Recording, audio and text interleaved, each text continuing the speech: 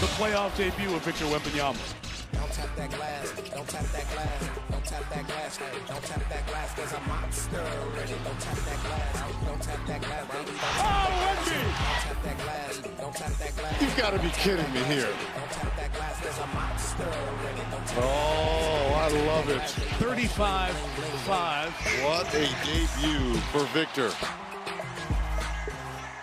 At just 22 years young, Victor Wembanyama is the youngest player in NBA history to win Defensive Player of the Year. He also became the first unanimous winner of the award after he led the league in blocks for a third straight season. And he's the first Spur to win it since Kawhi Leonard 10 years ago. He's going to win every award the NBA has before it's all said and done. And time to welcome in former NBA All-Rookie Team selection, Iman Shumpert.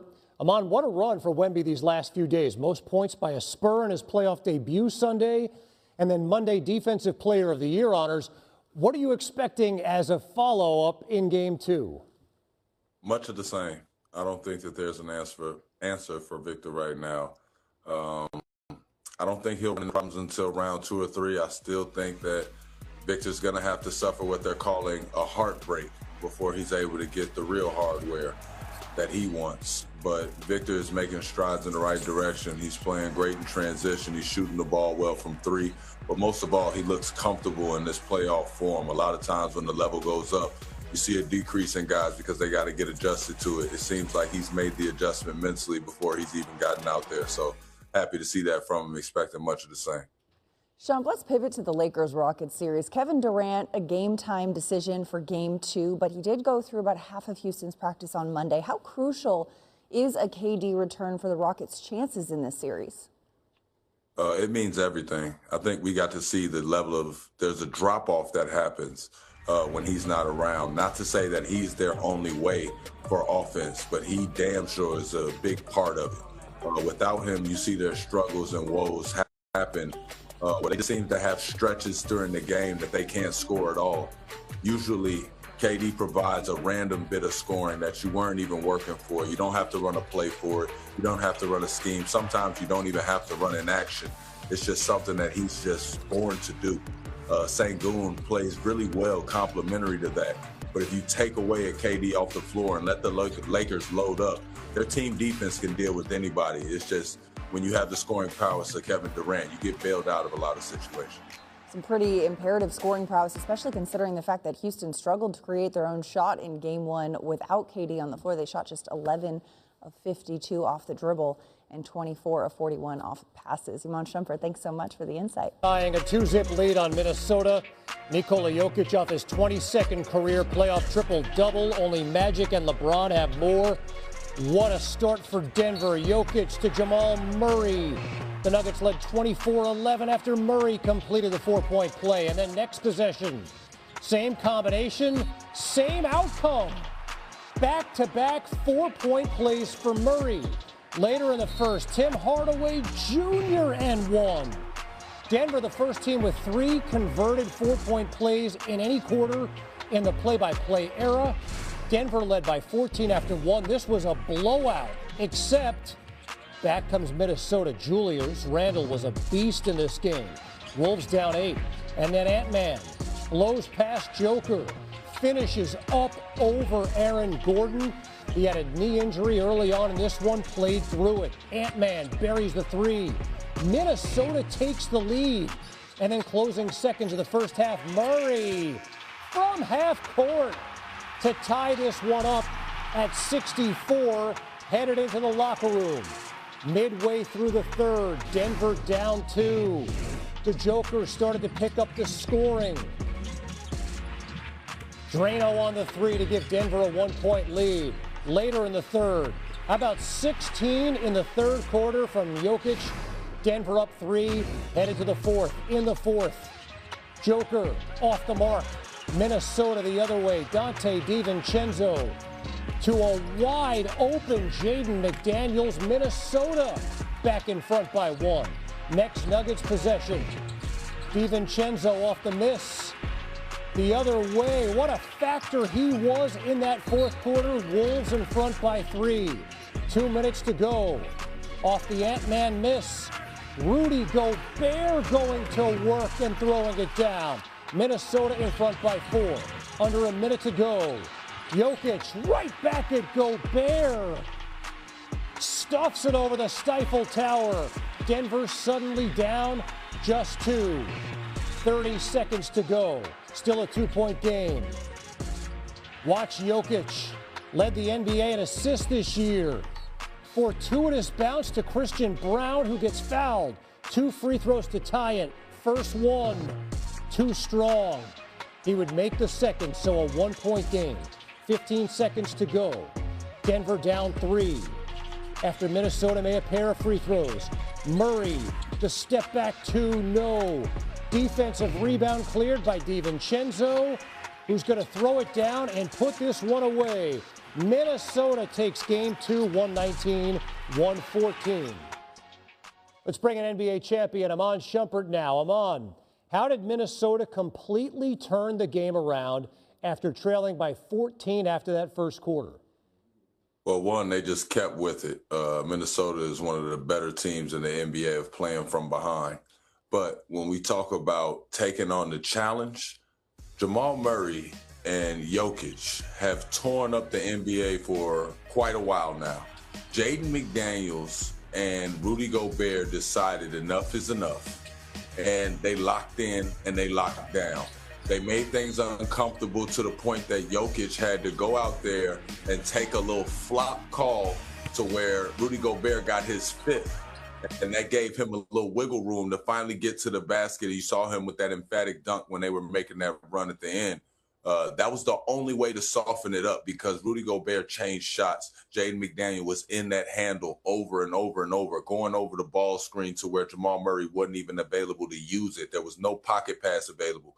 Guys were deflecting. It was really nice to see down the stretch. And so now this series heads back to Minnesota, tied 1-1. Game 3 is Thursday. I'm on standby. We got to get your perspective in a moment on what happened inside MSG. The Eastern Conference, Jalen Brunson averages over 6 points per game more in the postseason than he does in the regular season, trying to help the Knicks get a 2-0 series lead. And that 3 adds to his point total in this one. Knicks up by 6. Now under a minute left in the first. CJ McCollum has something to say about it. Knocks down the 3, cuts the Hawks deficit to 3. Late in the second, Mikal Bridges hits the floater at the buzzer. Knicks would lead by 7 at the break. Now under 3 minutes left in the third quarter, Jose Alvarado finds Karl Anthony Towns for the finish. Knicks extending their lead. Next Knicks possession, same score. Towns top of the key, hits the tray. Cat had 18 points. The Knicks up 89-77. Hawks on the other end. McCollum looking for the handoff. When Bradley gets called for an offensive foul on Alvarado. McCollum and Alvarado exchanged some words after the whistle. The Knicks led by 12 going into the fourth. So pretty comfortable lead, right? Well, Brunson goes downhill, finishes the floater. Knicks now up by 8. 2 possessions later. McCollum driving, kicks it to Nickeil Alexander-Walker for 3. Nah, says yeah. Hawks down 197. Under 4 minutes, Knicks on the other end. Jonathan Kuminga denies Brunson. And McCollum, Jalen Johnson finishes strong at the rim. Hawks now trail by just 1. McCollum crosses Brunson, makes the tough lay, and the Hawks have taken the lead. Now under 2 minutes left in the fourth, CJ McCollum gets past Brunson again for the floater. Hawks up by 3. Knicks on the other end. Brunson walks into the triple. That's good. The game is tied at 103. Knicks led by 12 going into the fourth, and now it's a tie game under 40 seconds. McCollum hits the J, puts the Hawks up by 2. Knicks on the other end. Walker rips Brunson. Hawks in transition. Johnson gets it, throws it down. Johnson's fired up. Atlanta up 107-103. 10.2 seconds left. Brunson wide open. Bucket. That's a 3. He had 29 points. The Knicks down by just 1. Hawks forced to call timeout. McCollum gets fouled. He's going to the line. Hawks up by 1 now. After missing the first, he attempts the second free throw, misses the second. Knicks with the rebound. Mikal Bridges with the jumper. It's no good. The Knicks fall short. The Hawks win. CJ McCollum, how does it feel to be the new villain of New York? I am no villain. I'm a nice guy with 2 kids and a wife. I think it's admiration. Great, passionate fans in a really hostile environment. It's fun. It's basketball. It's the playoffs. And if anything, I think it's a sign of respect. Obviously, I can control what I can control. And so poor decision making on my part. And a couple possessions, they played great defense, knocked the ball out of my hands. We just had to we got to play better with the lead. That's twice in the fourth quarter now that we've done that. We just go out there and hoop, man. The moment is what it is. It's a playoff series. You probably picked us to lose in 5 or 6, I would imagine, just like everybody else. So I would say for us, it's just about going out there and hooping. A tough fourth quarter for the Knicks. When you think of Knicks blown leads, the first place your mind likely goes Reggie Miller. 1994 Eastern Conference Finals, Game 5. Knicks led by 12 entering the fourth. Reggie took over, scoring 25 in the fourth quarter and hit Spike Lee with the iconic choke sign. We've seen that one again, though. The Knicks got a bit of deja vu last year. Game 1 of the conference finals against the Pacers. New York led by 17. Tyrese Halliburton channeled his inner Reggie Miller. Hallie hit the game-tying rim-bouncing shot that sent it to OT and would win in OT with a familiar celebration there. Somehow, it happened again. The Knicks tonight led by 12 entering the fourth, and it just slipped away. Atlanta outscored them 15-6 in the final 5 minutes. It's tied with Reggie Miller game as their largest blown fourth quarter lead in the Knicks playoff history. We're back here with Iman Shumpert. Iman, first of all, I just got to ask, what happened to the Knicks?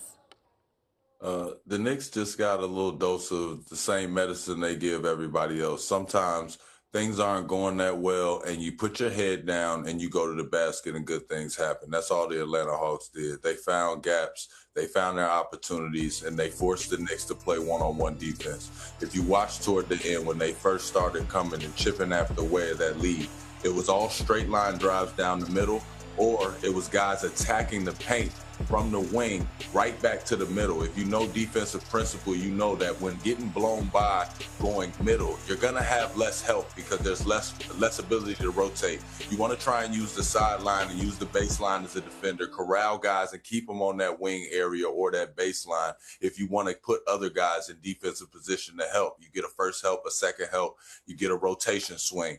Getting beat middle can all those blow-bys, it just kills you at the rim. The shot blockers aren't available. There aren't as many players around for deflections. It's just a nightmare, and that's what happened to him. NBA champion Iman Shumpert, thanks so much for the insight. More from you later on in the show as we continue to break down the NBA playoffs. Back on SportsCenter, Kevin, Maddie, and the late-night crew working overtime. 32 from Spida Mitchell.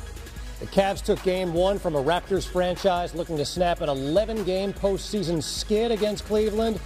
Early second quarter, Mitchell. How about the Cavs shooting 13 of 40 from three-point range? They led by 7.